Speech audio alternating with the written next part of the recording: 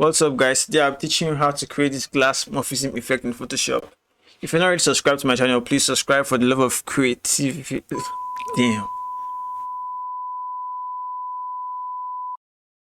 What's up guys, today I'm teaching you how to create this glass morphism effect in Photoshop. If you're not already subscribed, please do subscribe to my channel for the love of creativity and if you love my content. Without talking too much, let's dive right into the video.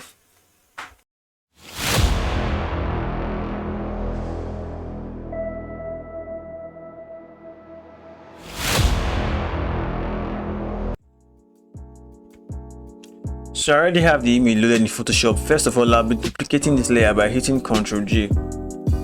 And I'll add the Gaussian blur effect to the top layer. Set to 6.6 pixels. After that, I'll create a rectangle on top of the layer.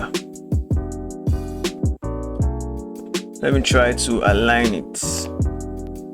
Alright, once that's done, while hovering on top of the rectangle layer, hit Ctrl and go to the blurred layer and create a layer mask. Click the rectangle because you don't need it anymore. Now I'll be adding some blending effects. So let's add a stroke. That will be set to white. Let's add an inner shadow, an inner glow. That will also be white, and a gradient overlay.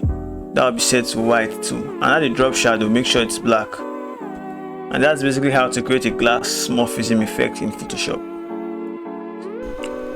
I really hope you enjoyed the video, and if you did, don't forget to hit the like icon and smash that subscribe button. See you next time.